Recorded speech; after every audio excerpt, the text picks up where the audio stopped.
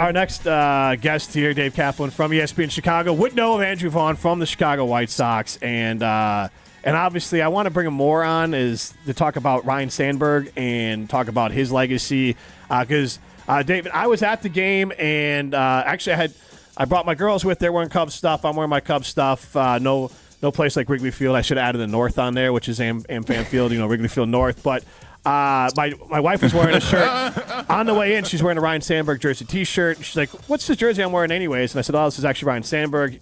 It's actually sad right now. There's kind of I think he's in maybe hospice care. He might pass away soon." And then during the game, he did, and it kind of took all the excitement out of the game for me. But you obviously, I would imagine, had a much closer relationship. I just watched him from afar on WGN. Ryan Sandberg, his impact on the Cubs, on baseball, on you. I want to bring you in to start with that. Well, it's great to be with you guys. It's a sad day because I got to work with him. He wasn't my best friend, but we had a really nice relationship. And I was telling this story today on my radio show, Kappa J. Hood, on ESPN Chicago. So we hired Rhino. I was the host of Cubs pregame, postgame on TV for a long, long time. And prior to that, I was the host on radio. I did 25 consecutive seasons with the Chicago Cubs, either radio or TV. And from 2009 to 19, I was the host on TV. 2016 is this magical year. Mm-hmm. Todd Hollinsworth, who was the 95 Rookie of the Year in the NL for the Dodgers, he became a Cub. We became friends. We hire him. He's my partner. Now we're going in the playoffs, and my boss has said, "You know what? We're going to call Ryan Sandberg and see if he wants to join you guys." Great. Rhino says yes. And we're on this joyride. And now the Cubs are down 3-1, Game 5 at Wrigley. Me, Holly, Rhino. Cubs win. John Lester was amazing. Chris Bryant hit a homer. And now I said, "You going to Cleveland?" "Yep, I'll see you in Cleveland." We do Game 6 on Tuesday night. And the game ends. We do a 2-hour post game. And honest to God, this is true. At 12:35, I still have the picture time-stamped on my phone. I said on the air to Rhino and to Holly, "All right, let's finish this strong. We're on till 1. And Rhino, I can't wait to see you tomorrow when we try to win a World Series." He said, "I won't be here for the post-game show tomorrow." "Oh, well, what do you mean? We hired you to do the pre and the post." He said, "Here's the deal. We are winning the World Series tomorrow." I said, "Well, I hope you're right." No. Listen to me, Cap. No hope. We are winning the World Series tomorrow. And when we do, I'm not coming out of the stadium to join you here. I am going to celebrate with the Cubs in the clubhouse. And we won the World Series, and that dude stayed right in there in the clubhouse. And it's one of my fondest memories. And he was so happy. It was unbelievable. And, well, to that point, with the game and the series going on right now, I'm expecting the Cubs to make a move here. I'm not expecting the Brewers to do anything of significance. That's kind of my hope right now because the Cubs are scuffling. The Brewers have been playing over their skis. Hopefully they even out a little bit. But I guess when you look at the Brewers from down in Chicago and then also what the Cubs need to do, how big of a thorn in each other's side do you think they're going to be for the rest of the season? Oh, I think this is going to go right down to the wire. I think it's a really good Brewers team. I don't think it's as good top to bottom as the Cubs are. But right now, you can't dispute the fact that they have better starting pitching. Justin Steele is not here. He's out for the year. Justin Steele was in this rotation. I might have a different opinion, but, Imanaga is working his way back from a 7-week hamstring injury. Colin Ray, who pitched in Milwaukee as well. He's okay. He's going tonight. He's not a superstar. Matt Boyd's had a great year. He had a bad night last night. That's going to happen. But I fully expect Jed Hoyer to, like in poker, push all his chips in. I fully expect that to happen here in the next 24 to 48 hours because we got a freeze there for a second. Yeah, we sure did. From Cap, so hopefully that'll pick back up. I don't know if the birds that we hear in the I background think a bird took out his phone, actually, interfered with this. I'm just wondering if he's at his lake house in Oshkosh. No, it's not a little quite. early. No? It's a little early for that. It's only Tuesday. So? Well, I mean, It's I feel Tuesday. like I'm sure for his show with Jay Hood that he's going to go and do that in studio in Chicago. That's a bit of a haul. Fair. No, I just saw a tree in the background. I feel like last time that he was on. I agree. There are trees in the Chicagoland area. Is there? Yeah, I didn't know we that. have trees here. Yeah. We do have trees. Anyway, what I was saying is I fully expect Jed to push his chips in and get players here. And I've been told by people at the top, money's not going to matter. It's how much prospect capital you have to give up for rentals. And we'll see. Jed signed a 5-year extension yesterday. He's a good dude. I'm glad he's going to be here.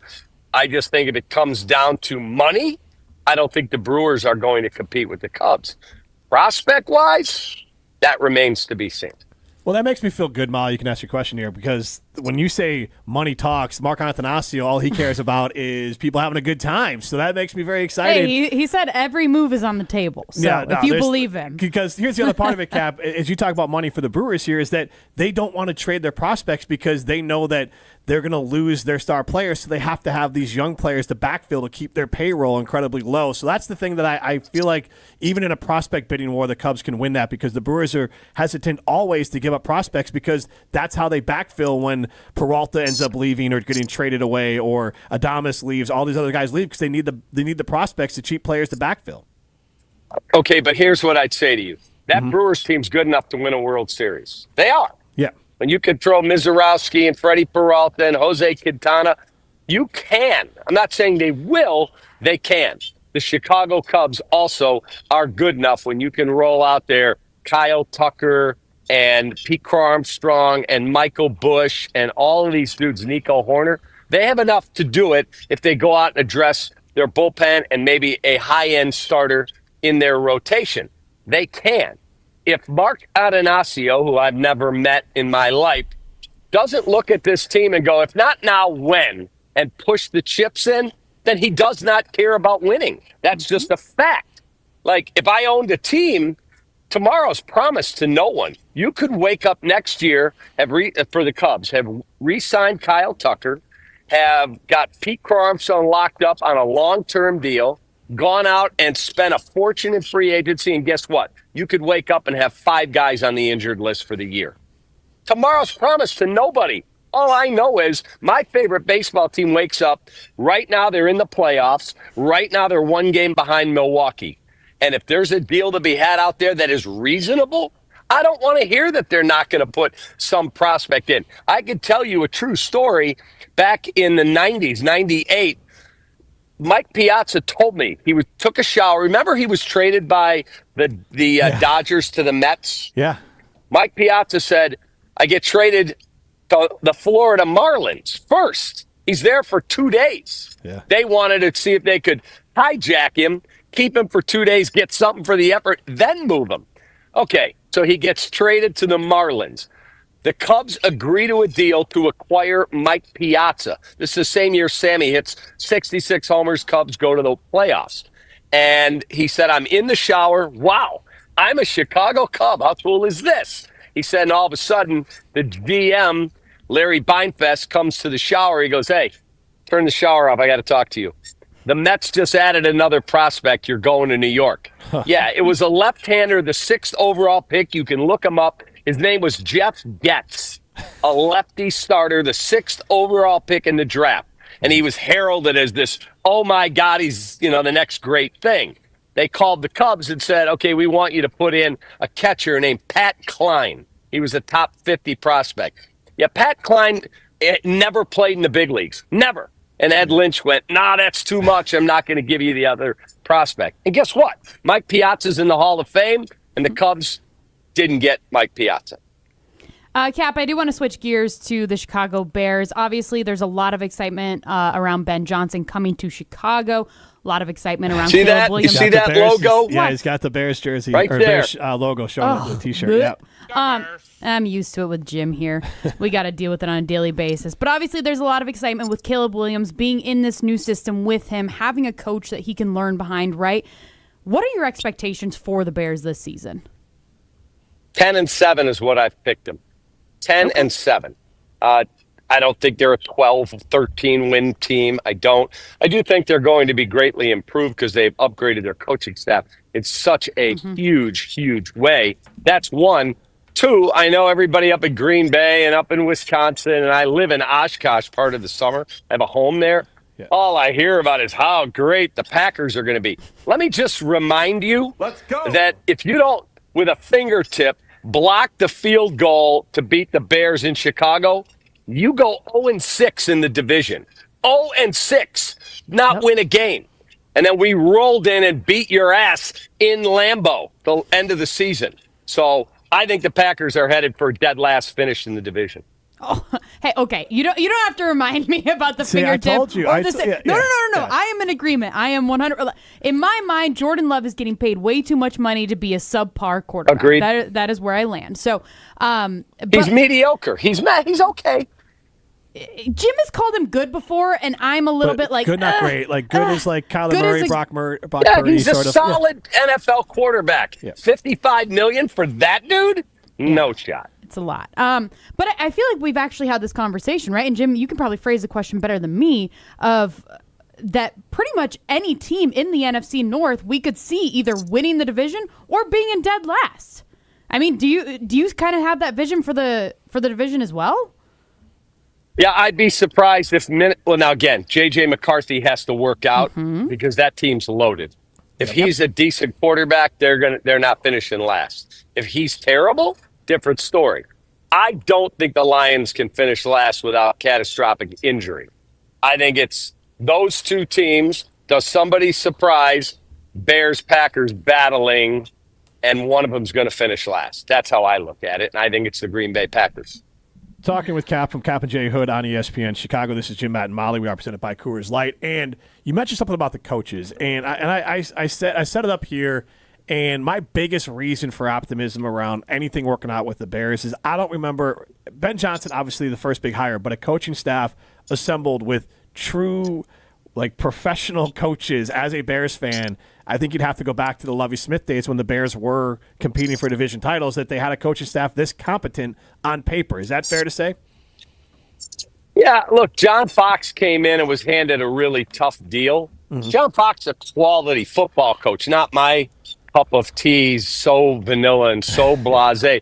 They had Vic Fangio with a really good defense. So John Fox was fine. He was competent. Mark Trestman was incompetent as an NFL head coach. Yeah. Matt Nagy, very mediocre, although we'd kill for his records, 12-4, 8-8, 8-8, and then he went 5-11 and got fired. And then Matt Eberflus was way in over his head. He should never have been the head coach of the Chicago Bears. So I'm excited that they stepped up. They're paying $65 million over 5 years for Ben Johnson. And you should watch this guy training camp. I was there again today. Luther Burden, our second-round pick, who's a hotshot receiver. He wasn't lined up how he wanted. He said, "Hey, out, get off the field," and kicked him out of the drill. He does not mess around, man. This guy is all in about accountability. I love it. Bringing it back to Jordan Love, I feel like for me as a fan, I'm willing to give Jordan Love this last year to prove to me who he is, to see if he can actually be a consistent quarterback, because I feel like he's just been consistently inconsistent. For Caleb Williams, in my mind, I kind of erased last year because just all of the stories that came out after the fact, hearing how mistreated he was being their starting quarterback. Like, it was baloney, in my opinion. So I'm curious, how many years are you willing to give Caleb Williams? I'll make that determination at the end of this year. Look, the nonsense that went off in Chicago last year and all around Caleb was horrible. But he was sacked 68 times, and he has to own some of those sacks for holding the football too long. And at the end of the season, he was so suffering from PTSD and just beaten down that I think his not work ethic, but his preparation got away from him. I really, truly believe that. So I look at Caleb. This is a massive year. No more excuses. Cap, awesome stuff. Thanks so much for hopping on and giving us, basically reiterating a lot of stuff I say here, but we love the Chicago perspective. Cap and J Hood on ESPN Chicago Mornings. Cap, thanks so much. All right, I'll be at the Brewers game tomorrow, so if you're there, come say hi. Absolutely. Maybe I'll have to go one more time. I need to see. Can't get I need enough to see at a Cubs AmFam Field. victory at AmFam Field. It is miserable. They're It's winning hot. tonight. Cubs win tonight. I like it. Then this will be the big one tomorrow. Then that's kind of what I said. I did say that the last Tonight game will hasn't define even it. happened, so don't pretend like tomorrow has already happened. But yesterday you asked me, and I said that I think they'd split the first two, and the Cubs win the third game We'll of the series. see, we'll So, see. Cap, One you have to get batter, it. one pitch, one out at a time. Let's go get them. All right, thank you, Cap. It's Cap. David All right, Kaplan take from that. Cap and Jay Hood on ESPN Chicago.